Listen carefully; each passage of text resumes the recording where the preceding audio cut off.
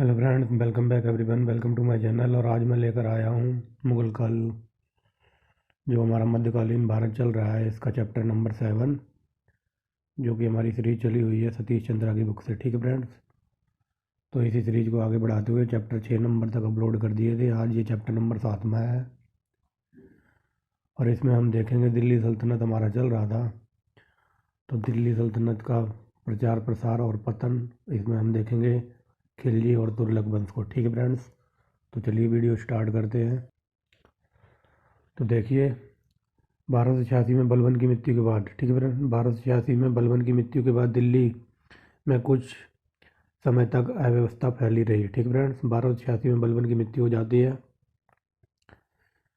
उत्तराधिकारी शहजादा मोहम्मद पहले ही मंगोलों के साथ लड़ाई में मारा गया। ठीक है फ्रेंड्स, उसके दूसरे बेटे बुगरा खान ने बंगाल और बिहार को अपने शासन को वरीयता दी। ठीक है फ्रेंड्स, यानी कि बलबन 86 में मर गया है और फिर उसका उत्तराधिकारी तो पहले ही मारा जा चुका था, बुगरा खान, मंगोलों की लड़ाई में। फिर उसका जो दूसरा बेटा था ना, बुगरा खान, उसने बंगाल और बिहार को अपने शासन में मिला लिया। ठीक है फ्रेंड्स, अब चलते हैं आगे, देखेंगे खिलजी वंश। फ्रेंड्स, कई जगह इसे खिलजी लिखा है, बट इस बुक में खलजी लिखा है। ठीक है फ्रेंड्स, तो आपको जैसा अच्छा लगे आप खिलजी पढ़ सकते हैं या खलजी। ठीक है फ्रेंड्स, तो चलिए आगे चलते हैं।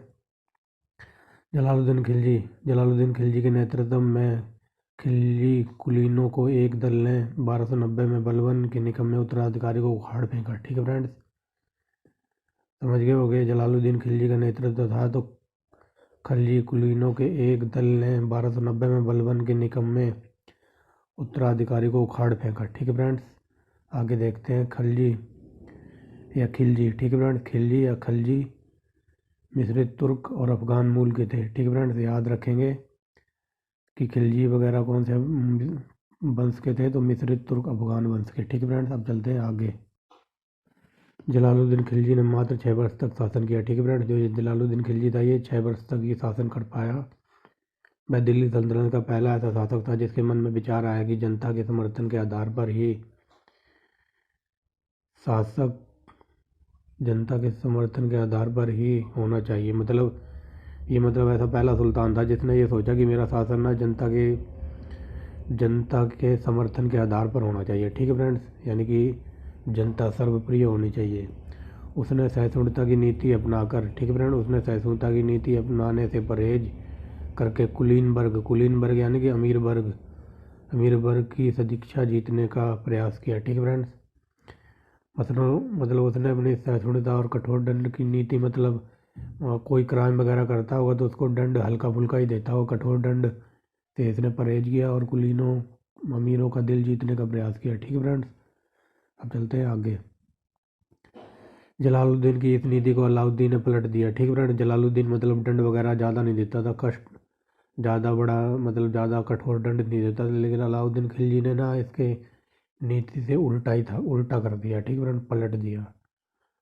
देखो लिखा है ना, पलट दिया। जो अपने विरोधियों को कठोर दंड देता था, मतलब वो हल्का दंड देता था, ये कठोर एकदम दंड देता था। ठीक है फ्रेंड, अलाउद्दीन खिलजी ने अपने चाचा और ससुर जलालुद्दीन को धोखे से कत्ल करके सत्ता में आया था। अवध के सूबेदार रहते हुए दक्कन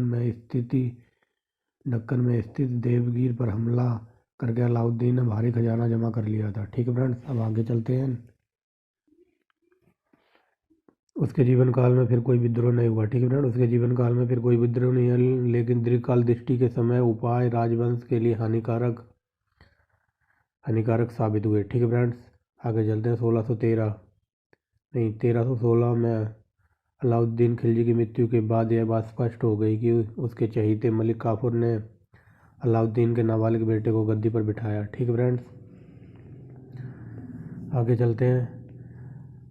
फ्रेंड्स, इस वीडियो में, जैसा कि मैंने लास्ट वीडियो में बताया था कि लास्ट वीडियो में नॉइस वगैरह थोड़ी ज़्यादा थी, तो मैंने यही कहा था कि मंडे को जब भी वीडियो बनाऊंगा ना, तो जब मैंने माइक ऑर्डर किया था वो माइक आ गया एकदम हाई क्वालिटी का। इसमें आपको वीडियो में भी अच्छा कंटेंट मिलेगा और क्वालिटी तो आपको बताई रखी है 480 पिक्सल। ठीक है फ्रेंड्स, अगर किसी को फिर भी आवाज़ स्लो लग रही हो, बाकी मैं बोल स्लो लग रही हो, तो आप यूट्यूब में जाकर थोड़ा वॉल्यूम इंक्रीज करके 1.50 या 2.5 पर करके देख सकते हैं। ठीक है फ्रेंड्स, वैसे मैं थोड़ा स्पीड में ही बोल रहा हूँ क्योंकि फिर वीडियो ये बहुत लंबी हो जाएगी, एक ही पार्ट में इसे निपटाना। ठीक है फ्रेंड्स, बाकी अब आवाज़ की आपको कोई इशू नहीं होगा बाहरी नॉइज़ से, no extra noise in this video. ठीक है फ्रेंड्स, तो चलते हैं आगे।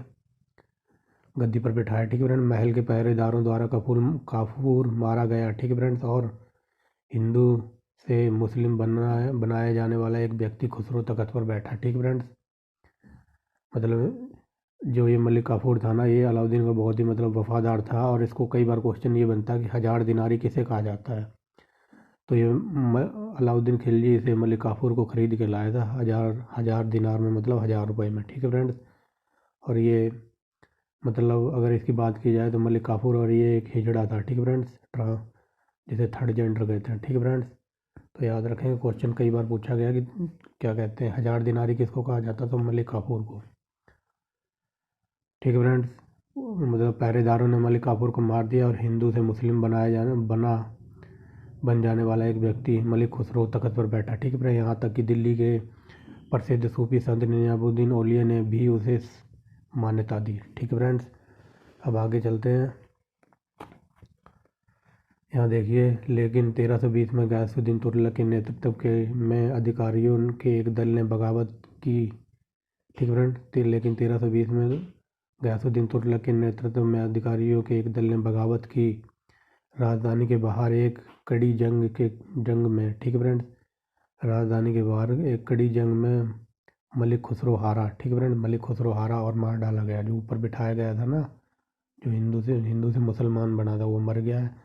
ठीक है फ्रेंड, ये लाइन मैंने लिखी है, चाहो तो आप इसे सुन सकते हो, वरना अगर कोई नोट्स बना रहा है तो ऐड भी कर सकता है, वरना कोई ना करे तो वो उसकी मर्जी। ठीक है फ्रेंड, ये मैंने लाइन अपनी तरफ से लिखी है।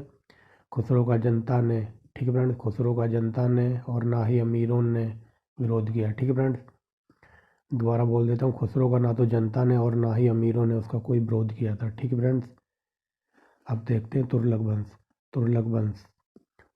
ये जो कई बार क्वेश्चन ये पूछा जाता है इस वंश से कि दिल्ली सल्तनत में ना सबसे लंबा मतलब शासक किसका रहा है, या सबसे लंबा वंश कौन सा चला, तो ये तुगलक वंश चला था। लगभग 92 ईयर इन्होंने शासन किया था। आप देख सकते हैं 1320 से लेकर 1412 तक। ठीक है फ्रेंड्स,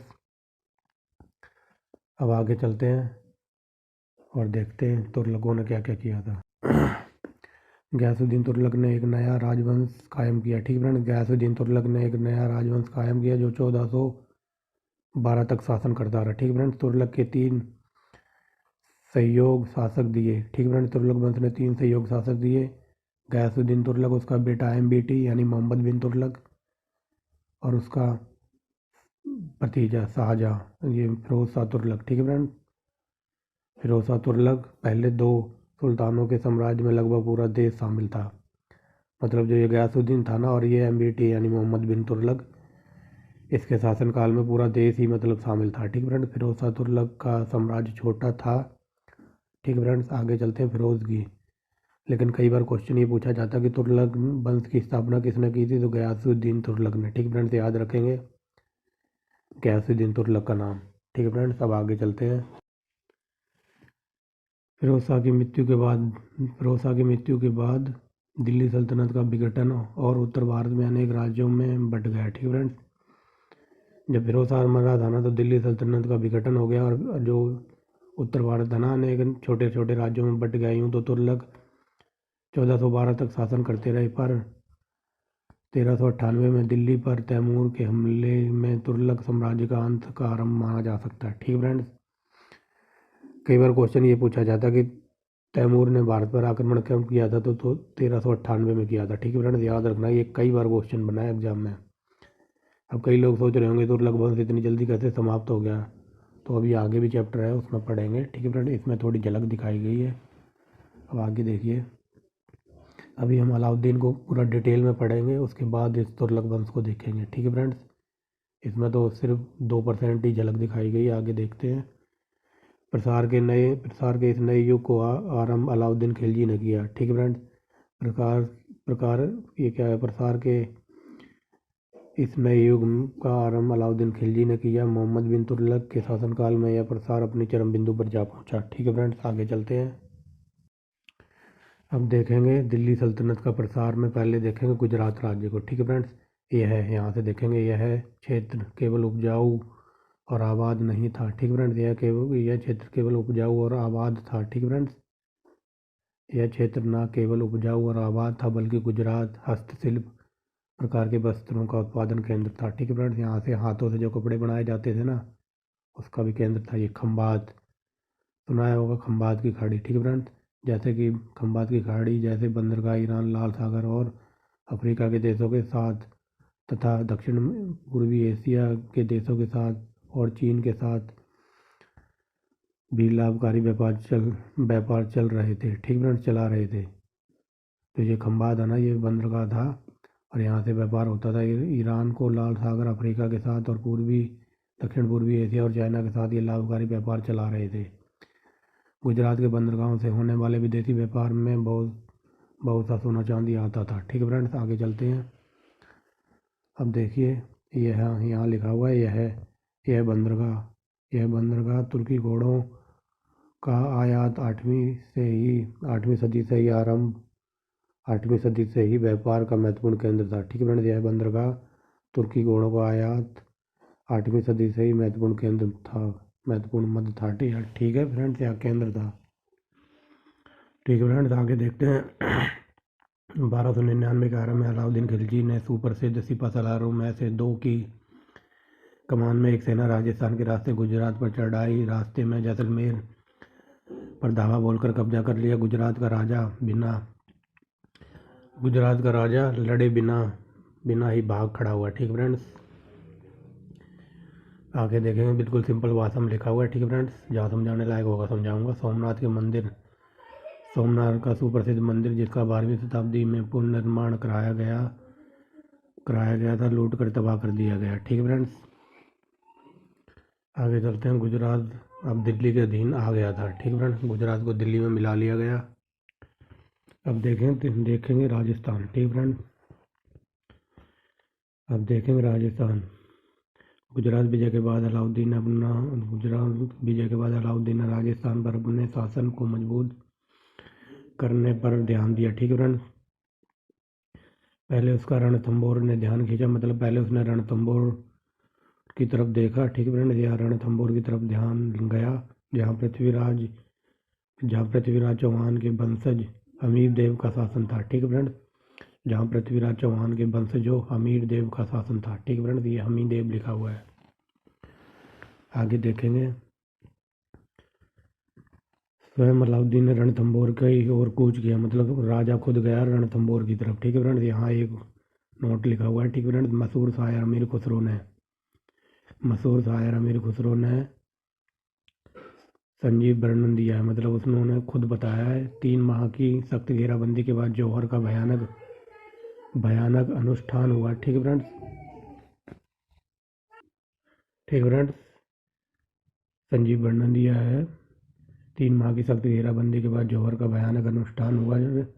स्त्रियां चिता पर जा बैठी और सभी पुरुष मरने के लिए बाहर निकल आए, मारने के लिए। ठीक फ्रेंड्स, फारसी में जौहर का पहला विवरण यही है। ठीक फ्रेंड्स, जौहर पता क्या होता है? जैसे मान लो जो हाउस वाइफ वगैरह होती हैं जो शादीशुदा, तो उनके हस्बैंड वगैरह लड़ रहे होंगे, तो अब कुछ मारे होंगे या कुछ मर गए होंगे। तो उस टाइम यही होता था कि अगर हस्बैंड मर जाए ना, तो अपनी क्या कहते हैं, जो ये स्त्रियां थीं जो इनकी विडो हो जाती थी, विधवा, तो उनको भी चिता पर बैठ के जिंदा ही जलना पड़ता था। उसे जौहर कहते थे। ठीक फ्रेंड्स, जिनका हस्बैंड मर जाता था युद्ध वगैरह में, तो उन स्त्रियों को भी अपने पति के साथ चिता में ही जलना पड़ता था, जिंदा ही। ठीक है फ्रेंड, उसे जौहर कहते थे। वही यहाँ लिखा हुआ है। फिर अलाउद्दीन ने चित्तौड़ की ओर दृष्टि उठाई या नज़र उठाई। ठीक फ्रेंड, जो रणथंभौर के बाद राजस्थान का सबसे शक्तिशाली राज्य था। ठीक फ्रेंड्स, आगे चलते हैं। अनेक महीनों की घेराबंदी के बाद, ठीक है फ्रेंड्स, अनेक महीनों को मतलब 3-4 साल की घेराबंदी के बाद, अनेक महीनों की घेराबंद लोगों के शौर्यपूर्ण स्वादपूर्ण के बाद अलाउद्दीन ने किले पर धावा किया। ठीक है फ्रेंड्स, पहले ये डेरा डाले रहा होगा, फिर मतलब स्वादपूर्ण मतलब सही तरीके से प्रतिरोध के बाद किले पर इसने धावा कर दिया। राजपूत स्त्रियों ने जौहर किया और अनेक योद्धाएं लड़ते हुए मारे गए। पद्मिनी और जिसे पद्मावत कहते हैं, ठीक फ्रेंड्स। और दूसरी रानियों ने भी जीवन में अपना बलिदान दिया, ठीक फ्रेंड्स। इसमें मैंने आपको बता ही दिया, जौहर किया था तो इनके हस्बैंड वगैरह या राजा मर गए होंगे, तो ये भी उनके साथ ही मर गई थी, अपना बलिदान दे दिया था। चित्तौड़ को अलाउद्दीन खिलजी ने एक नाबालिग बेटे खिजर खां के हवाले कर दिया, ठीक फ्रेंड्स। चित्तौड़ में नाबालिग जो है अलाउद्दीन खिलजी का नाबालिग बेटा था, उसके हवाले कर दिया गया। और किले में एक मुसलमान दस्ता भी रखा गया, और किले में मतलब एक मुसलमान दस्ता भी होगा जो इनकी देख रेख करता होगा, ठीक फ्रेंड्स। अलाउद्दीन ने राजपूत राजाओं से सीधा प्रशासन स्थापित करने का प्रयास नहीं किया, ठीक फ्रेंड्स। अलाउद्दीन ने राजपूत राजा थे ना, इनसे सीधा मतलब प्रशासन करने का प्रयास नहीं किया। राजपूत राजाओं को शासन करने की अनुमति दी गई, ठीक है फ्रेंड्स। इनको मतलब राजपाट चलाने दिया गया होगा राजपूत राजाओं को, पर कुछ शर्तों के अलावा कुछ शर्तें भी इनकी माननी पड़ी, ठीक है फ्रेंड्स। वही देखेंगे आगे। राजपूत राजाओं को शासन चलाने की अनुमति दी गई, पर उनको सुल्तान को, देखो आगे ना वही बात, सुल्तान को नियमित खिराज देना पड़ता था। खिराज माने कर। अब देखना क्या क्या देना पड़ता होगा, और उनका आदेश मानना पड़ता था। अजमेर, नागौर आदि महत्वपूर्ण नगरों में मुसलमान दस्ते नियुक्त किए गए, ठीक है फ्रेंड्स। ये हो गया राजस्थान। अब देखेंगे दक्कन और दक्षिण भारत, ठीक फ्रेंड्स। 1306 और 7 में अलाउद्दीन ने दो अभियानों की योजना बनाई, ठीक फ्रेंड्स। 1307 के बीच अलाउद्दीन ने 2 अभियानों की योजना बनाई। पहला रायकरण के खिलाफ था, ठीक फ्रेंड्स, जो गुजरात से निकाले जाने के बाद मालवा की सीमा पर स्थित बलगाना पर राज कर रहा था, ठीक फ्रेंड्स।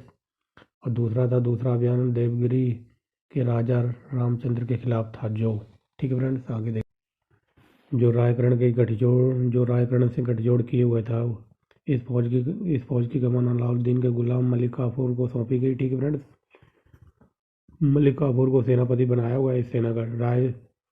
राय रामचंद्र कपूर के आगे समर्पण कर दिया, मतलब इसने सरेंडर कर दिया बिना लड़े, ठीक है। यही लिखा है, राय रामचंद्र ने कपूर के आगे समर्पण कर दिया, उसके साथ सम्मानजनक व्यवहार किया गया, उसे दिल्ली भेज दिया गया। मतलब ये जो राजा था ना, इसने सरेंडर कर दिया, तो इसको मतलब सरेंडर करने के बाद इनके साथ मतलब बढ़िया व्यवहार किया, मतलब पूरी रिस्पेक्ट की होगी इन्होंने, और इसे दिल्ली भेज दिया गया। तो कुछ समय बाद इसका शासन भी इसे दे दिया जाता है, ठीक फ्रेंड्स।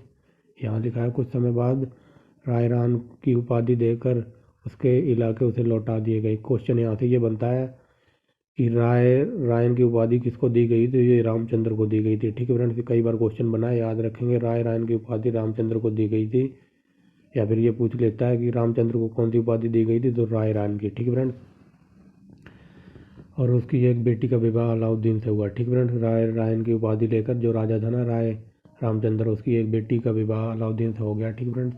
1309 और 1311 के बीच मलिक काफूर ने दक्षिण में 2 अभियान का नेतृत्व किया, जो एक तेलंगाना क्षेत्र के वारंगल और दूसरा द्वार समुद्र आधुनिक कर्नाटक, मालाबार और मदुरई तमिलनाडु के खिलाफ था, ठीक है फ्रेंड्स। आगे चलते हैं। यहाँ देखिए, राजनीतिक दृष्टि से इन अभियानों के प्रभाव सीमित रहे। काफूर वारंगल और द्वार समुद्र के शासकों को शांति संधि के लिए अपने तमाम खजाने और हाथी सौंपने के लिए और सालाना खिराज देने का वादा करने के लिए मजबूर कर दिया। मतलब इसने जो अभियान वगैरह किए थे ना, ये वारंगल और ये तमिलनाडु की तरफ, तो आगे राजाओं को मतलब इसने मजबूर कर दिया समझौता करने के लिए। समझौते में क्या समझौता हुआ कि तुम अपना तमाम खजाना और जंगी हाथी थे वो हमें दोगे, और सालाना मतलब साल पर ईयर हमें खिराज दोगे, यानी कि कर्ज दोगे, ठीक है फ्रेंड। ये समझौता हुआ था। आगे चलते हैं। अलाउद्दीन स्वयं दक्षिणी राज्यों में प्रत्यक्ष शासन के पक्ष में नहीं था, मतलब, ठीक है फ्रेंड्स। तो यहाँ ये लिखा हुआ है, अलाउद्दीन ना स्वयं दक्षिण के जो राज्य थे ना, उन पे प्रत्यक्ष शासन के मूड में नहीं था। मतलब वहाँ के जो राजाओं को ना अपने अंडर लाना चाहता था, अपना गुलाम बनाना चाहता था, और उनके शासन पे मतलब शासन तो वही करते, लेकिन ये इनसे खिराज साल दर साल मतलब कर्ज वगैरह लेना चाहता था, तो ठीक है फ्रेंड्स। वही चल भी रहा है, आप देख रहे हैं। अब चलते हैं आगे। 1320 में गयासुद्दीन तुगलक ने सत्तारोहण के बाद आगे बढ़ने की एक आबाद और जोरदार कोशिश की, ठीक फ्रेंड। 1320 में ये आ गया गयासुद्दीन तुगलक। इसने सत्तारोहण मतलब तख्त पर बैठने के बाद आगे बढ़ने की आबाद और ज़ोरदार कोशिश की सुल्तान के बेटे का MBT ने। ठीक है फ्रेंड्स, MBT यानी मोहम्मद बिन तुगलक को इस उद्देश्य से देवगिरी में नियुक्त किया गया। ठीक फ्रेंड्स, वारंगल के राजा निर्धारित खिराज नहीं देता था। इस आधार पर MBT ने फिर वारंगल पर घेरा डाला। ठीक फ्रेंड्स, जो यहाँ का राजा था देवगिरी का, ये मतलब कर्जा वगैरह या खिराज वगैरह नहीं देता हुआ साल में, तो इसी तरह मोहम्मद बिन तुगलक को वारंगल पर घेरा डालना पड़ा। ठीक है फ्रेंड्स, आगे चलते हैं। मोहम्मद बिन तुगलक को पीछे हटकर देवगिरी आना पड़ा। सेनाओं को पुनर्गठित यानी दोबारा से इकट्ठा करके मावर को जीत कर सल्तनत में मिलाया गया। ठीक फ्रेंड्स, क्योंकि ये वहाँ देवगिरी अड़ा हुआ था, फिर इसने समझा, अपने सेना को इकट्ठा किया कि यहाँ टाइम वेस्ट करने से कोई फ़ायदा नहीं, फिर ये मावर को जीत कर दिल्ली सल्तनत में मिला लिया गया। ठीक है फ्रेंड, उसके मिला लिया गया। ठीक है फ्रेंड, गया यहाँ लिखा हुआ है। उसके बाद उड़ीसा पर हमला किया और भारी माल लेकर दिल्ली लौटा। कौन? ये MBT। अगले साल उसने बंगाल पर भी अधिकार कर लिया। ठीक है फ्रेंड्स, अपने राज्य में मिला लिया। इस तरह 1324 में दिल्ली सल्तनत का क्षेत्र मदुरई तक फैल गया। ठीक फ्रेंड्स, मदुरई का ये आजकल तमिलनाडु में पड़ता है, तो दिल्ली से लेकर तमिलनाडु तक इसका राजपाट हो गया। आगे चलते हैं। इन क्षेत्रों का आखिरी हिंदू रजवाड़ा दक्षिण कर्नाटक का कौंपिल्य था, जिसका अधिग्रहण 1328 में किया गया। ठीक है फ्रेंड्स, समझ गए होंगे, नीचे कुछ है नहीं। आगे चलते हैं।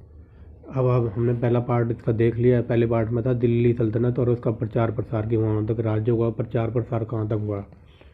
अब देखेंगे आंतरिक सुधार और प्रयोग। अब दिल्ली सल्तनत में क्या क्या हुआ था वो एकदम डिटेल में पढ़ेंगे। ठीक है फ्रेंड्स, ये दूसरा पार्ट है। तो सबसे पहले दिल्ली में जो बाजार नियंत्रण प्रणाली लागू की गई थी ना, उसको देखेंगे, और कृषि नीति। ठीक है फ्रेंड्स, अब बहुत मज़ा आएगा पढ़ने में, देखना क्या क्या हुआ था उस टाइम। चित्तौड़ के अभियान से लौटने के बाद अनेक चित्तौड़ के अभियान से लौटने के बाद, ठीक है फ्रेंड्स, अलाउद्दीन ने अनाज और भोजन पकाने के लिए तेल, यानी कि जो सिरसम का तेल होता है, लेकर भोजन पकाने, अनाज, शक्कर और भोजन पकाने वाले तेल से लेकर सुई और कीमती वस्त्र, कीमती आयातित कपड़ों से लेकर घोड़ों, मवेशियों और गुलाम लड़कों लड़कियों की सभी वस्तुओं के दाम तय करने की कोशिश की। ठीक है फ्रेंड्स, मतलब पूरा टैक्स वगैरह लगाएगा ये आगे। इस मकसद से उसने दिल्ली में 3 बाजार स्थापित किए। ठीक है फ्रेंड्स, कई बार क्वेश्चन बना है कि अलाउद्दीन खिलजी ने कितने बाजार स्थापित किए, तो 3 बाजार थे। ठीक है फ्रेंड्स, 3 बाजार स्थापित किए, देखते हैं 3 बाजार स्थापित किए। ठीक है फ्रेंड्स, अब देखते हैं वो 3 बाजार कौन से थे। एक अनाजों के लिए, पहला बाजार अनाजों के लिए, दूसरा कीमती वस्त्रों के लिए, और तीसरा घोड़ों, गुलामों और मवेशियों के लिए। ठीक है फ्रेंड्स, हर बाजार में सेना नाम का एक उच्च अधिकारी होता था, जो बाजारों पर नियंत्रण रखता था और जो सौदागरों का रजिस्टर रखता था। मतलब एक सेना नाम का जो उच्च अधिकारी था, वो बाजारों पर कंट्रोल करता होगा, और उसके पास एक रजिस्टर था जिसमें सारे दुकानदारों का नाम वगैरह लिखा होता था। ठीक है फ्रेंड्स, तो यही लिखा हुआ है। ठीक है फ्रेंड्स, यहाँ तो आगे चलते हैं। जो यहाँ घोड़ों के लिए भी एक बाजार था। ठीक है फ्रेंड्स, घोड़ों के बारे में बता ही चुका हूँ। अब मैं करंट की बात बता दूँ, जो आज के टाइम में, पहले आपने देखा होगा हमारे जो बॉलीवुड की मूवी वगैरह बनती थी 80-90 के दशक की मूवी देखना, उसमें ज़्यादातर घोड़ों से ही मूवियाँ शूट होती थी, लड़ाइयाँ घोड़ों से ही होती थी। ठीक है फ्रेंड्स, तो अब धीरे धीरे ज़माना बदल गया, तो अब गाड़ियाँ वगैरह आ गई। ठीक है फ्रेंड्स, तो आप देख सकते थे कि हमारे देश में घोड़ों का कितना महत्व था। तो जो लड़ाइयाँ वगैरह हुई थी वो सब घोड़ों से हुई थी। और फिर आप 80-90 की मूवी भी देख सकते हो, घोड़ों से क्या शूटिंग करते थे वो, गब्बर सिंह वगैरह। ठीक है फ्रेंड्स, देखते हैं आगे। बाजार नियंत्रण व्यवस्था लागू करने का कारण विशाल सेना को रख रखाव था। ठीक है फ्रेंड्स, क्योंकि ये बाजार वगैरह पर जो इसने नियंत्रण लगाया था ना, जो स्थापित किया था, उसका मेन कारण था जो इसकी सेना थी ना, वो बहुत विशाल थी, और उसको ये नगद वेतन देता था। तो भाई वेतन कहाँ से आएगा, इतनी बड़ी सेना थी, तो उसका नियंत्रण रखने के लिए वहाँ से टैक्स वगैरह लेता था, तो इनको देता था अपनी सेना में। ठीक है फ्रेंड्स, वही लिखा हुआ है मैंने। विशाल बाजार नियंत्रण व्यवस्था लागू करने का कारण विशाल सेना का रख रखाव था। ठीक है फ्रेंड्स, अगर ये इन्हें अपने खजाने में से ही देता जाता वेतन वगैरह, तो इसका खजाना खाली हो जाता। इसलिए इसने सोचा कहीं से इनकम होनी चाहिए, तो इसने बाजार नियंत्रण प्रणाली लागू कर दी। आगे देखते हैं। अगर वह कीमतों और सैनिकों को को नीचे नहीं लाता। ठीक फ्रेंड्स, वह कीमतों और सैनिकों की जो पेमेंट वगैरह थी ना, उनको नीचे नहीं लाता, तो इतनी बड़ी सेना जल्द ही उसका खजाना खाली कर देती। ठीक फ्रेंड्स, तो इसीलिए इसने बाजार नियंत्रण प्रणाली पर रोक लगा दी, मतलब थोड़ी कीमतें डाउन करा दी और इनकी सैलरी वगैरह भी काट कूट के थोड़ी कम करके देता हुआ, ठीक फ्रेंड्स, खाली कर देती। यही मैंने बता दिया है। सस्ते अनाज की नियमित पूर्ति सुनिश्चित करने के लिए उसने ऐलान किया कि दोआब क्षेत्र में अर्थात गंगा यमुना के में स्थित मेरठ से लेकर इलाहाबाद के पास कड़ा की सरहद तक मालगुजारी सीधे राज्य को दी जाएगी। मतलब इसने ये भी ऐलान कर दिया कि जो गंगा यमुना का जो क्षेत्र दोआब है ना, जो उपजाऊ मैदान है, यहाँ पर खेती वगैरह होती होगी, तो दिल्ली से मेरठ और क्या कहते हैं, मेरठ से लेके जो इलाहाबाद तक का क्षेत्र था ना, तो इसने कहा यहाँ से सीधा जो कर्ज वगैरह आएगा मालगुजारी, ठीक फ्रेंड्स, वो सीधे राज्य को दी जाएगी। क्योंकि भाई इतनी बड़ी सेना है, उनको पेट भरना है, उनको पालना पोसना है, तनख्वाह भी देनी है, मालगुजारी भी बढ़ाकर उपज की आदि कर दी गई। ठीक है फ्रेंड्स, मान लो किसी के पास खेत है, तो खेत में एक खेत है, एक खेत में मान लो एक खेत में 10 बोरे आलू हुए, तो 10 बोरे में से इसने कहा ना कि आधी उपज, आधी यानी 5 तुम अपने पास रखे और 5 हमें दे के जाओगे। ठीक है फ्रेंड्स, मालगुजारी उपज की आधी कर दी गई। मान लो अगर किसी के पास 5 बोरी गेहूँ हुआ, तो 5 में से 2.5 तुम रखोगे, 2.5 हम, आधा आधा। ठीक है फ्रेंड्स, जमाखोरी ना हो यह सुनिश्चित करने के लिए उसने बाज़ारों का पंजीकरण ठीक किया, मतलब जो भी करप्शन वगैरह ना फैले उस टाइम, तो इसने मतलब अपने जो बाज़ार थे ना, उसमें जो भी दुकानदार वगैरह होंगे, तो उनको एक नंबर दिया होगा। ठीक है फ्रेंड्स, यह नंबर अपने रजिस्टर में नोट किया होगा, जैसे कि आज दिया जाता है ना एक जीएसटी नंबर, कि कोई भी मतलब जीएसटी की जमाखोरी ना करे, टैक्स भरे टाइम पे। ठीक है फ्रेंड्स, तो वही बात किया है कि इसने रजिस्ट्रेशन वगैरह करवाए होंगे दुकानों के उस टाइम, अगर करंट के हिसाब से देखा जाए। ठीक है फ्रेंड्स, राज्य में अपने गोदाम भी बनाए। ठीक है फ्रेंड्स, और उन्हें अनाजों से भर दिया गया, जो अकाल पड़ने या आपूर्ति की कमी का डर पैदा होने पर खोल दिए जाते थे, जो कि मैं ऊपर बता चुका हूँ। मान लो किसी के पास 10 बोरे गेहूँ हुआ, तो 5 बोरे ये रख लेता था, आधा आधा। ठीक है फ्रेंड्स, इसने अपने गोदाम बना लिए और उन गोदामों को अनाज से भर दिया, और ये सोच रहा था बाई चांस अकाल वगैरह पड़ जाए या फिर खाद्य आपूर्ति कम पड़े ना, तो इन गोदामों का जो स्टॉक पड़ा हुआ है, इनसे निकाल के हम अपने राज्य की सेवा करेंगे, जनता की। ठीक है फ्रेंड्स, अपने सैनिकों की। ठीक है फ्रेंड्स, समझ गए, एक एक पॉइंट क्लियर करता चल रहा हूँ। गुजरात की विजय के फलस्वरूप घोड़ों की आपूर्ति में सुधार आया। उम्दा घोड़े सिर्फ राज्य को बेचे जाते थे। ठीक है फ्रेंड्स, गुजरात की विजय के बाद जो घोड़ों की आपूर्ति होती थी ना, उसमें और हाई क्वालिटी के घोड़े अपने राज्य में बेचे जा सकते थे। ठीक है फ्रेंड्स, राज्य को बेचते थे। मवेशी और गुलामों की कीमतों पर भी सख्त नियंत्रण था, तथा बर्नी के विस्तार के अनुसार उनके दाम दिए गए हैं। ठीक फ्रेंड्स, जो जो मवेशी वगैरह पशु वशु होंगे और जो गुलाम वगैरह होंगे, उनकी कीमतों पर भी सख्त नियंत्रण था, मतलब हाई क्वालिटी के गुलाम वगैरह भी खरीदता होगा। और इसका प्रचार प्रसार किसने दिया है? जो मध्यकालीन भारत का लेखक है ना, बहुत ही प्रसिद्ध लेखक बर्नी। अब बर्नी बताएगा उनको कैसे दाम दिए जाते थे। ठीक है फ्रेंड्स, आगे देखते हैं। ठीक है फ्रेंड, इससे पता चलता है कि मध्यकालीन भारत में दास प्रथा को एक सामान्य प्रथा मान लिया गया था। ठीक है फ्रेंड्स, दास माने कौन होता है? गुलाम को दास प्रथा कहते हैं। ठीक है फ्रेंड, गुलाम को ही दास कहते हैं, दास प्रथा भी ठीक उस टाइम। ठीक है फ्रेंड, यही लिखा हुआ है। आगे चलते हैं। नगद रूपी मालगुजारी की वसूली के कारण अलाउद्दीन ने अपने सैनिकों को नगद वेतन दे सकता था। ठीक है फ्रेंड्स, क्योंकि ये नगद ही वगैरह लेता था, कैश में डील करता होगा उस टाइम। ठीक है फ्रेंड्स, इतिहासकार बर्नी, ये आ गया देखो बर्नी। इतिहासकार बर्नी का विचार है कि बाजारों पर अलाउद्दीन का नियंत्रण का मुख्य उद्देश्य हिंदुओं को दंड देना था। ठीक है फ्रेंड्स, क्योंकि अधिकांश व्यापारी हिंदू थे और वे अनाजों और दूसरी वस्तुओं पर मुनाफाखोरी करते थे। ठीक है फ्रेंड्स, समझ गए होगे, साफ मतलब शुद्ध हिंदी में लिखा है कि मतलब ये बर्नी ये कहता है, जो इसने बाजार नियंत्रण प्रणाली लागू की थी ना, उसमें ज़्यादातर हिंदू व्यापारी थे, तो उनको ये दंड देना चाहता था अगर उन्होंने कोई हेरा फेरी की, या मान लो कोई चीज़ में गड़बड़ी की, या मान लो कोई 10 किलो चीनी लेने गया तो उसने 9.5 किलो ही तोल दी या कम तोल दी कोई भी और चीज़, तो उनको दंड दिया जाता था सख्त। ठीक है फ्रेंड्स, ये लिखा हुआ है ना, अनाज और दूसरी वस्तुओं पर मुनाफाखोरी वही करते थे। आगे चलते हैं। यह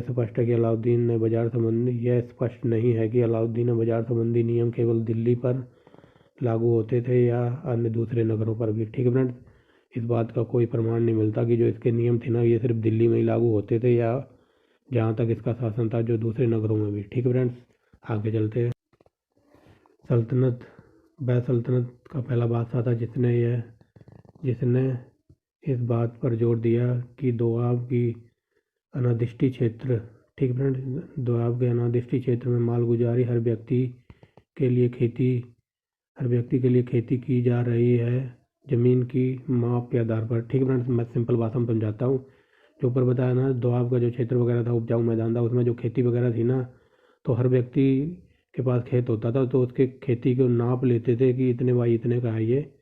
ठीक है फ्रेंड्स, यानी कि 100 बाई 200 का है, 100 फुट लंबा, 200 फुट चौड़ा, तो उसकी माप के आधार पर उसकी मालगुजारी लेता था। ठीक है फ्रेंड्स, ये बताया ना, हर व्यक्ति की मालगुजारी हर व्यक्ति की खेती में की जा रही माप के आधार पर होते थे। ठीक है फ्रेंड्स, मान लो किसी के पास खेत है 200 बाई 200 का, तो उसका उसी के हिसाब से इसने आगे जगह जाकर नियम बदल दिए होंगे, उसी के हिसाब से माप जो के आधार पर ये टैक्स लेता हुआ। ठीक फ्रेंड्स, अलाउद्दीन चाहता था कि इस क्षेत्र में जमींदारी जो खूत और मुकद्दम कहलाते थे, ठीक है फ्रेंड्स, उतना ही कर दें जितना दूसरे देते हैं। ठीक है फ्रेंड्स, खूत और मुकद्दम देख लो। खूत होता था जो मुखिया वगैरह, जो किसान वगैरह होता था, खूत किसानों को कहते थे। ठीक है, मुकद्दम होता था ये गाँव का जो मुखिया सरपंच वगैरह होता था। ठीक है फ्रेंड्स, ये चाहता था कि ये सब उतना ही कर दें जितना कि और दे रहे हैं। ठीक है फ्रेंड्स, नीचे हमारे लिए कुछ है नहीं, आगे चलते हैं।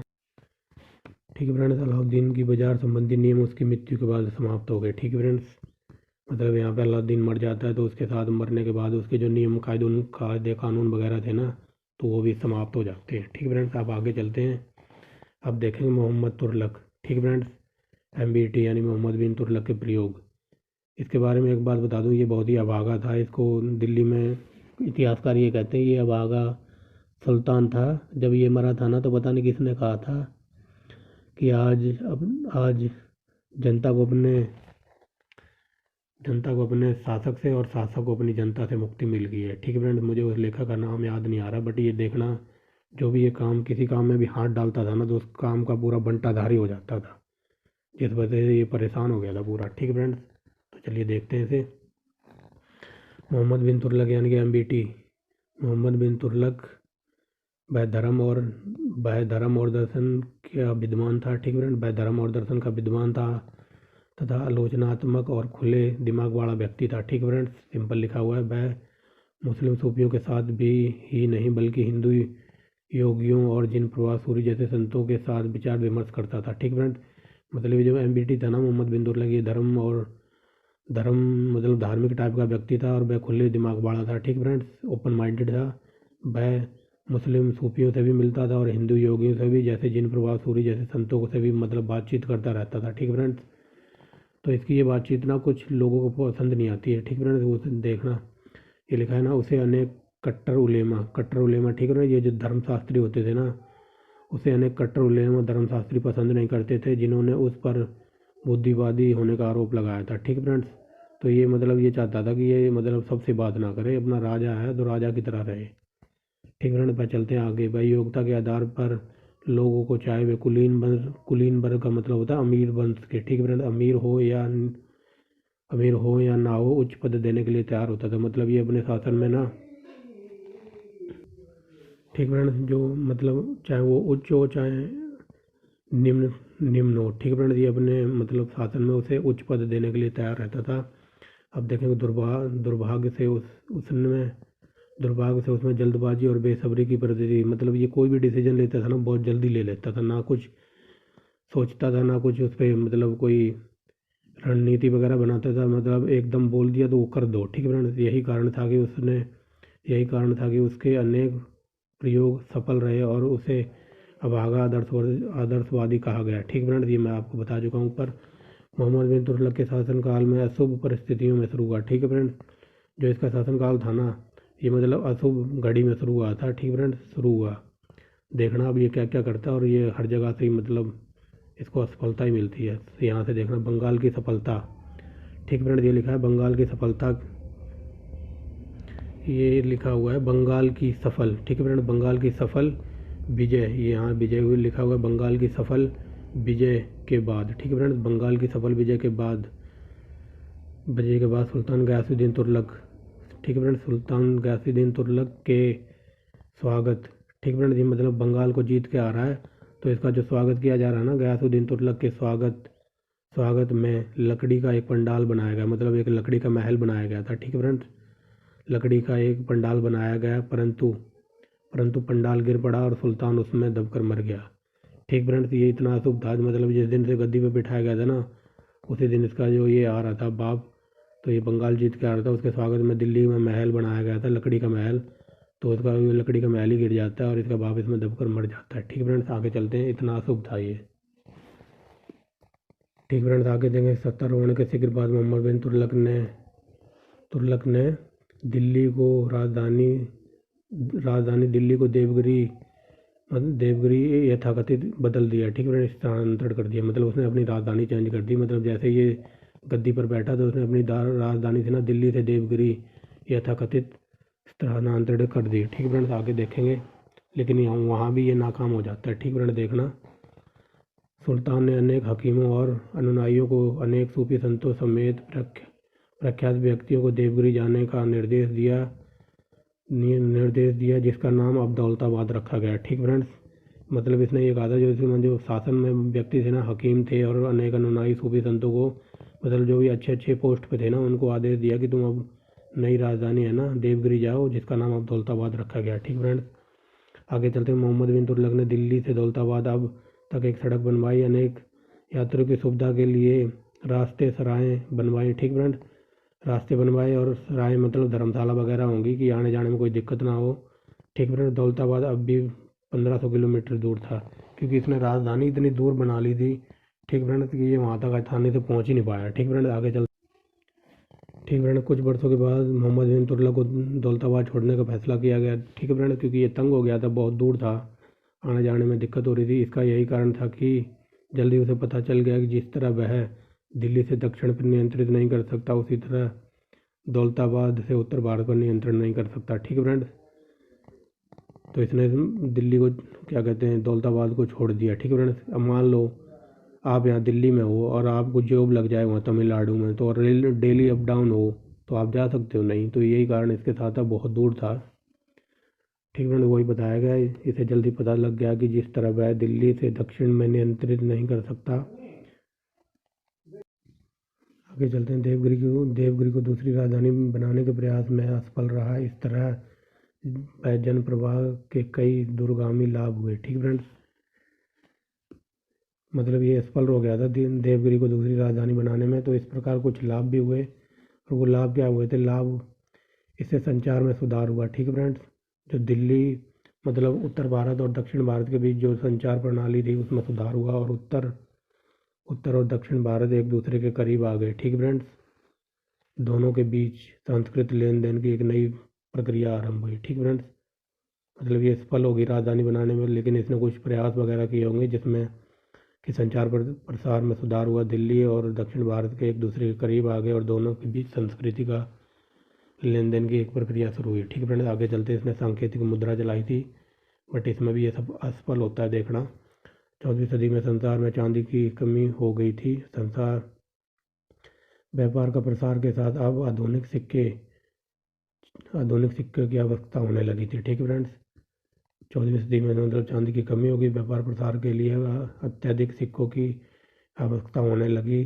चीन में कुबलाई खान, ठीक है फ्रेंड्स, जैसे ये सांकेतिक मुद्रा चलाता है ना, तो ये चीन में जो ये कुबलाई खान है, ये भी इसकी नकल कर लेता है। ठीक है फ्रेंड, ईरान के मंगोल शासक गजना खान ने भी इसका प्रयोग किया। ठीक है फ्रेंड्स, अब देखना, मोहम्मद बिन तुगलक ने कहाँ से की एक मुद्रा चलाने का निश्चय किया जो चांदी के टंके जितने के मूल्य का ही था। ठीक फ्रेंड्स, अब ये देखना, ये चांदी के टंके जितने मूल्य का था ना, ये कहाँ से का सिक्का, तो ये चलाएगा, तो ये जब चलाता है ना दिल्ली में, तो दिल्ली में कुछ उस टाइम व्यापारी वगैरह होते हैं, तो वो इसकी सिक्के का मतलब जाली करेंसी, उसको जाली मुद्रा बना के बेच तैयार कर देते हैं। ठीक फ्रेंड्स, देखना, सांकेतिक मुद्रा का विचार भारत में नया था। ठीक फ्रेंड्स, व्यापारियों और जनसाधारण जनता इसे स्वीकार करने के लिए प्रेरित करना कठिन था। ठीक फ्रेंड्स, कि जो सांकेतिक मुद्रा थी ना, ये पहले भारत के लोगों ने तो देखी नहीं थी, ना ही व्यापारियों ने। ठीक फ्रेंड्स, वही बताया गया, सांकेतिक मुद्रा भारत में नया था और व्यापारियों और साधारण जनता को इसे स्वीकार करने के लिए प्रेरित करना कठिन था। ठीक फ्रेंड्स, जैसे कि आपने देखा ही होगा, जब 2000 नोट बंद हुआ था, 1500 के बंद हो गए थे, तो थोड़ी बहुत दिक्कत आई थी, लेकिन नई करेंसी आने में थोड़ा टाइम लग गया, तो उस टाइम थोड़ी उथल पुथल मच गई थी। वही यहाँ सिचुएशन बताई गई है कि जो नई मुद्रा थी ना, इसे स्वीकार करने के लिए प्रेरित करना कठिन था। अगर सरकार लोगों को जाली मुद्रा डालने से रोक पाती और मोहम्मद बिन तुगलक सफल भी हो जाता। ठीक फ्रेंड, जब इसने सांकेतिक मुद्रा चलाई ना, तो कुछ जो लोग वगैरह थे, इन्होंने इसकी नकल करके ना अपने ही सिक्के बना लिए। ठीक फ्रेंड, वही देखो लिखा है, अगर सरकार लोगों को जाली मुद्रा डालने से रोक पाती तो मोहम्मद बिन तुगलक सफल भी हो सकता था। ठीक फ्रेंड्स, लेकिन जैसे ही इसने ये सांकेतिक मुद्रा चलाई ना, तो कुछ लोगों ने मतलब इसकी नकल करके हूबहू वैसे ही सिक्के बनाने स्टार्ट कर दिए। ठीक फ्रेंड्स, आगे चलते मोरक्को के यात्री इब्न बतूता, जो कि भारत 1333 में दिल्ली आया था, इन प्रयोगों के कुछ हानिकारक प्रभाव नहीं दिखाई दिए। ठीक फ्रेंड्स, आगे चलते हैं। पर चांदी की कमी का काबू पाने के लिए मोहम्मद बिन तुगलक ने चांदी और अन्य घटिया धातुओं को मिले जुले सिक्के जारी करने शुरू कर दिए। ठीक फ्रेंड, इन्हें चांदी के टंकों में से भिन्न बतलाने के लिए टंक के सिराए अर्थात काले टंक कहा जाने लगा। ठीक फ्रेंड, मतलब इसने सोचा कि भाई चांदी की कमी भी हो रही है, तो थोड़ा बहुत मिश्रण करके घटिया क्वालिटी यूज करते हैं। देखो ये लिखा है, घटुआ धातुओं के मिले जुले सिक्के जारी शुरू कर दिए। ठीक फ्रेंड्स, और जिनको टंक के सिराए अर्थात काले टंके कहा जाता था। ठीक फ्रेंड्स, अब कई लोग ये सोचेंगे कि ये इब्न बतूता ने बहुत दिन भारत में रुका था, तो फ्रेंड्स यहाँ पर सिर्फ इसकी एक झलक दिखाई गई है, लेकिन जो हम नेक्स्ट चैप्टर पढ़ेंगे ना, दिल्ली का राजपाट वगैरह, तो उसमें पूरी डिटेल से पढ़ेंगे इसको। यहाँ पर सिर्फ इसके बारे में इतना ही बताया गया है। आगे चलते हैं। साल भर बाद सांकेतिक मुद्रा चलाने का प्रयास भी असफल था। ठीक है फ्रेंड, तथा मंगोलों के संबंध में सुधार के बाद और सिपाहियों को नकद वेतन देने में कठिनाई आने के कारण इसे सेना भंग कर दी गई। ठीक फ्रेंड्स, तो सिंपल वे में समझिए, जो सांकेतिक मुद्रा था ना, ये असफल हो गया था। ठीक फ्रेंड्स, क्योंकि मंगोलों के संबंध में सुधार के बाद सिपाहियों को नकद वेतन देने में कठिनाई आने के कारण इसे भंग कर दिया गया था। मतलब सेना वगैरह को वेतन देना, मतलब ये महंगा पड़ गया होगा उस टाइम, दे ही नहीं पा रहा होगा क्योंकि कुछ हो ही नहीं रहा था इनकम कहीं से। ठीक फ्रेंड्स, आगे चलते हैं। आगे देखते हैं एक भयानक अकाल के समय। ठीक फ्रेंड्स, ये लिखा है एक भयानक अकाल के समय, यहाँ लिखा हुआ है। सुल्तान दिल्ली छोड़कर 2.5 बरस तक स्वर्गदासी नामक शिविर में रहा। ठीक फ्रेंड्स, एक अकाल पड़ गया था, तो ये दिल्ली छोड़कर 2.5 साल तक स्वर्गदासी नामक शिविर में रहा, जो कन्नौज के पास गंगा के किनारे स्थित था। ठीक है फ्रेंड्स, दिल्ली लौटने के बाद मोहम्मद बिन तुगलक ने दोआब में कृषि का प्रसार में सुधार करने की एक योजना आरंभ की। उसने दीवान ए कोही नामक एक नया विभाग स्थापित किया। यह सारा क्षेत्र विकास प्रखंडों में बंट गया। हर प्रखंड में एक प्रमुख अधिकारी होता था, जिसका काम किसानों को ऋण देकर कृषि का प्रसार कराना तथा उन्हें बेहतर फसलों उगाने के लिए प्रेरित करना था। ठीक फ्रेंड्स, मतलब ये कन्नौज से जब दिल्ली आया था ना, तो इसने सोचा भाई अकाल वगैरह पड़ गया, राज्य को दोबारा से खड़ा करना पड़ेगा सही तरीके से। तो इसने योजना बनाई और एक दीवान ए अमीर कोही नामक विभाग बनाया। ठीक फ्रेंड्स, ये क्वेश्चन कई बार पूछा गया कि दीवान ए कोही विभाग किसने बनाया था, तो MBT ने, मोहम्मद बिन तुगलक ने। ठीक फ्रेंड्स, तो इसने मतलब इसमें एक विभाग था, तो ये विभाग था, इसमें एक अधिकारी नियुक्त कर दिया गया और उसको कहा गया कि भाई तू किसानों को ऋण दे, जो भी वगैरह दे, उनसे बढ़िया तरीके से खेती करवा। ठीक है फ्रेंड, अच्छी अच्छी फसलें उगवा। ठीक फ्रेंड, जो यहाँ लिखा है ना, एक अधिकारी था जिसका काम किसानों को ऋण देकर कृषि का प्रसार कराना और अच्छी फसलें उगाने के लिए प्रेरित करना था। ठीक फ्रेंड, बट ये किसान जो अधिकारी था ना, ये इनएक्सपीरियंस था, मतलब कोई इसे अनुभव वगैरह नहीं था, तो ये बेईमान भी थे, तो ये भी इसको चूना ही लगा देंगे आगे जाके। ठीक है फ्रेंड्स, देखिए यह योजना मुख्यतः असफल रही। ठीक फ्रेंड, जो ये योजना बनाई थी ना, यह योजना असफल रही, इसलिए रही क्योंकि इस उद्देश्य के लिए चुने गए व्यक्ति अनुभवहीन थे और बेईमान निकले। उन्होंने अपने इस्तेमाल के लिए पैसे हड़प लिए। ठीक फ्रेंड्स, जो मैंने पहले ही बता दिया आपको। इसी बीच MBT की मृत्यु हो गई और फिरोज तुगलक ने ये कर्ज माफ़ कर दिए। मतलब फिरोज तुगलक आ गया मोहम्मद बिन तुगलक के मरने के बाद, और जो ये कर्ज वगैरह किसानों को दे रहे थे ना खेती करवाने के लिए, तो आता है वो शरीफ सही होता है, वो सारे कर्ज माफ़ कर देता है। यहाँ हमारे इंडिया का नक्शा बना हुआ है। ठीक फ्रेंड्स, अब देखेंगे दिल्ली सल्तनत का पतन, विघटन, फिरोज और उसके उत्तराधिकारी। ठीक फ्रेंड्स, आगे देखते हैं। यहाँ हमारे लिए कुछ है नहीं, आगे देखते हैं। फिरोज तुगलक के बाद, ठीक फ्रेंड, नहीं, मोहम्मद तुगलक के बाद, मोहम्मद बिन तुगलक के बाद, एक सेकंड अब दिखाई दे रहा होगा। मोहम्मद बिन तुगलक के बाद उसका चचेरा भाई फिरोज तुगलक दिल्ली के तख्त पर बैठा। ठीक फ्रेंड, अब देखना ये क्या करता है। उसने कुलीन सेना और धर्मशास्त्रियों को तुष्ट करने के लिए नीति अपनाई और ऐसे क्षेत्रों पर भी सत्ता स्थापित करने की कोशिश की जिनको केंद्र में आसानी से स्थापित नहीं किया जा सकता था, यानी प्रशासित नहीं किया जा सकता था। मान लो इसने ऐसी नीति अपनाई कि जो, मान लो ये दिल्ली में बैठा था और ये हड़पना चाहता था वहाँ पे अंडमान निकोबार द्वीप को, तमिलनाडु के जो मदुरई वगैरह थे। अब मान लो आप दिल्ली में बैठ के और वहाँ तमिलनाडु पर शासन थोड़ी कर सकते हो इतनी दूर, तो इसने ऐसी नीति अपनाई थी। ठीक फ्रेंड्स, देखो लिखा है ना, उसने ऐसी नीति अपनाई, ऐसे क्षेत्र पर अपनी सत्ता स्थापित करने की कोशिश की जिनको केंद्र में आसानी से प्रशासित नहीं किया जा सकता था। ठीक है फ्रेंड्स, यानी कि दिल्ली में बैठकर उसने दक्षिण भारत और दक्कन पर फिर से स्वामित्व का दावा करने का कोई प्रयास नहीं किया। उसने बंगाल में 2 अभियान चलाए और दोनों ही असफल रहे। ठीक फ्रेंड, फिरोज ने जाजनगर, उड़ीसा, पंजाब की पहाड़ियों और कांगड़ा के खिलाफ एक अभियान चलाया। उसके सबसे लंबे अभियान गुजरात और ठट्टा के विद्रोह से निपटने के लिए थे। ठीक है फ्रेंड्स, नीचे कुछ है नहीं, आगे देखते हैं। उसने ऐलान किया कि कोई कुलीन मरेगा, ठीक है फ्रेंड, उसने ऐलान किया कि कोई भी अमीर मरेगा तो उसका इक्ता उसके पद का उत्तराधिकारी होगा, उसका बेटा, अगर बेटा ना हो तो दामाद होगा, और दामाद भी ना हो तो उसका गुलाम होगा। ठीक है फ्रेंड्स, इसने ये कहा था कोई अमीर वगैरह मरेगा ना तो उसका इक्ता और उसका पद उसका उत्तराधिकारी बेटा होगा, बेटा ना हो तो दामाद होगा, दामाद भी ना हो तो गुलाम होगा। ठीक है फ्रेंड्स, आगे चलते हैं।